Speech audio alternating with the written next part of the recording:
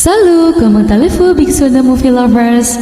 Makin penasaran gak nih episode ke-7 dari drama No Gain No Love? Without any further ado, check it out. Setelah selesai berminum minuman dan makan malam bersama, Haeyang bersama pasangan Yilin dan Boyun beserta sekretarisnya keluar dari lift menuju kamar hotel. Setelah memasukkan Haeyang dan Jiwook ke kamarnya dan Ah Won-jae ke kamar sebelah, Yilin mengatakan, bukankah tim humas akan menjadi lebih baik dengan adanya Jiwook? Lalu Yilin mengajak Boyun untuk mengobrolkan masalah pekerjaan tersebut di dalam mobil. Tanpa mereka sadari, kamar dari Kim Ji-wook dan Haeyang terbuka. Di keesokan harinya, matahari cerah menyinari kamar Haeyang. Dan terkejutnya, karena Haeyang tidak tidur sendirian, dia bersama Kim Ji-wook dan tiba-tiba mereka berteriak. Lalu muncullah Ah Won-jae dari balik selimutnya. Lalu mereka semua berteriak. Tiba-tiba pintu kamar diketuk oleh Yilin. Yilin masuk kamar dan memarahi suaminya karena masuk kamar sembarangan dan tidur di kamar orang. Yilin menyuruh siap-siap berangkat pulang, sedangkan Jiwook dan Haeyang mendapat cuti dari Boyun. Saat persiapan pulang, Ah Won-jae mencari jam tangannya dan handphonenya. Haeyang pun tahu kebiasaan Ah Won-jae dan tepat sekali jawaban Haeyang. Dia pun merasa khawatir kalau Yilin berpikir negatif. Yilin mengatakan, kalian sangat cocok sekali. Mereka lalu menjelaskan bahwa kami punya pikiran yang sama, makanya kita cocok. Dan Yilin pun memberitahu bahwa mereka sekarang adalah satu tim pengembangan bisnis. Ketua timnya Haeyang, sedangkan Ah Won-jae adalah ketua tim kedua. Lalu saat perjalanan pulang, Ah Won-jae sedih karena Yilin memutuskan pekerjaan suaminya tanpa sepengetahuan suaminya. Ah Won-jae pun izin cuti dahulu dan menyuruh Yilin berangkat kerja duluan. Di dalam restoran hotel, Haeyang dan Kim Ji-wook membicarakan keputusannya menikah. Haeyang sangat menyesal karena menikah. Dengan begitu, dia bisa membuat Ah Won-jae lebih sukses. Mereka membicarakan tentang perceraian juga. Tanpa disadari, saat mereka pergi, Ah Won-jae mendengar hal tersebut, bahwa mereka akan bercerai. Setibanya di apartemen Kim Ji-wook, dia melihat pria misterius itu lagi sedang menikmati tehnya, dan ternyata pria tersebut bernama Pak Jang. Ji-wook pun membicarakan ayahnya, kenapa tidak mencariku dulu? Kenapa menelantarkan ibu dan aku dahulu? Dan Pak Jang pun menimbali, hal yang dulu tidaklah penting lagi. Yang penting sekarang adalah bagaimana dia mau bertanggung jawab dan memberikan semua ini kepadamu. Di perjalanan pulang, Haeyang melihat Chu Min-ji dan pacarnya Kak Hae-sung sedang bermesraan. Dengan penasaran, Haeyang mendekat dan Haeyang menelepon Hae-sung bahwa pacarnya selingkuh. Namun, Haeyang dimarahi oleh Hae-sung saat ingin memukul pacarnya. Dan Hae-sung mengatakan bahwa mereka sedang selingkuh atau poliarmi. Karena mereka bertengkar, akhirnya Haeyang dan Hae-sung bersama Nam Jo-young pergi ke pusat bermain. Lalu Nam Jo-young menyuruh mereka untuk berpegangan tangan dan melompat-lompat bersama. Sebelum amarah mereka reda, mereka harus saling memaafkan dahulu. Ternyata mereka saling mengkhawatirkan satu sama lain. Lalu akhirnya mereka pun berpelukan. Di tengah malam, Boyun dimarahi oleh ayahnya karena ada karyawan yang mencuri di Kobe Education. Ayahnya mengatakan, jangan terlalu memberikan hak kebebasan kepada karyawan. Akibatnya karyawan akan berbuat seenaknya dan mengatakan ini adalah kesempatan terakhirmu. Gunakanlah sebaik mungkin.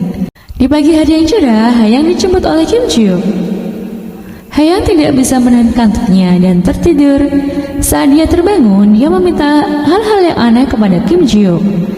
Agar menjadi pasangan yang nyata, maka mereka harus beradegan yang romantis senyata mungkin. Sehingga di kantor pun mereka tetap beradegan romantis. Dan tiba Ah Won-jae di ruangan satu timnya. Dia mengatakan hal ini tidak akan canggung jika kalian bercerai. Lalu Haeyang pun sebal dengan ucapan Ah Won-jae. Saat memilih-milihkan meja Ah Won-jae, Kim Ji-wook melihat Haeyang sedang mengintip. Lalu Kim Ji-wook pun kesal dan menjatuhkan meja tersebut di kakinya Ah Won-jae. Tiba-tiba Haeyang mengajak teman-teman untuk makan siang bersama. Dan Haeyang membawa bekal bibimbap untuk teman-temannya dan mengatakan yang memasak adalah Kim Ji-wook. Saat asik makan siang, ada seorang karyawan tiba-tiba marah, lalu pergi begitu saja. Mereka pun bergosip ria dan menjelaskan bahwa jangan sampai menyalahgunakan kewajibanmu di perusahaan ini. Setelah selesai bekerja, Haeyang dan Kim Ji-wook pulang bersama. Haeyang duduk di sebelah pintu pengemudi, dan dia membicarakan ketua timnya adalah aku, jadi mobil ini adalah milikku. Lalu Haeyang menyuruh Kim Ji-wook untuk tinggal bersama di rumahnya. Kim Ji-wook pun menyetujui hal tersebut dan melihat ruangan yang akan menjadi tempat tinggal Kim Ji-wook. Ternyata Kim Ji-wook akan tinggal di atap loteng. Mereka pun berdebat dan akhirnya Kim Ji-wook mengalah. Lalu Kim Ji-wook masuk ke ruang atap dan melihat gudang sangat berantakan dan melihat foto pernikahan mereka. Tiba-tiba dia melihat foto waktu dia SMA 9 tahun yang lalu ketika dia baru menjadi anak asuh dari ibu Haeyang. Lalu mereka mulai membuka dia kotak musik. Kira-kira isinya apa nih guys? Coba tebak di kolom komentar ya. Di pagi hari yang cerah, Bok-hyun dengan hati yang berbahagia melihat penderitaan sekretarisnya yang menjadi sukarelawan karena diajak Bok-hyun. Lalu tiba-tiba Nam Jo-young datang. Dan Nam Jo-young melihat anak sekolah yang pulang dari sekolah dengan kaki yang terluka. Lalu Bok-hyun bertemu dengan Nam Jo-young saat ingin menjemur pakaian. Dan karena Ha-jun ada di sana, Bok-hyun mengajak lari Nam Jo-young. Dan Bok-hyun menanyakan kepada Nam Jo-young kenapa dia memilih tokoh utama bernama Ha-jun. Nam Jo-young menjawab, Ha-jun adalah nama yang aku sukai. Ha-jun adalah orang yang aku sukai. Lalu Bok-hyun pun merasa sedih dan akhirnya mengajak Ha-jun untuk pulang.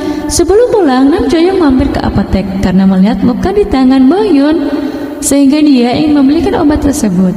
Namun Bok-hyun mengetahui keberadaan Nam Jo-young dan menyuruh Ha-jun untuk duduk di kursi penumpang dan menraktirnya makan siang. Setelah keesokan harinya, di kantor, Bok-hyun memikirkan ucapan Nam Jo-young. Kenapa dia bisa menyukai Ha-jun dan dia menerima banyak pesan dari Nam Jo-young tapi tidak dibalasnya.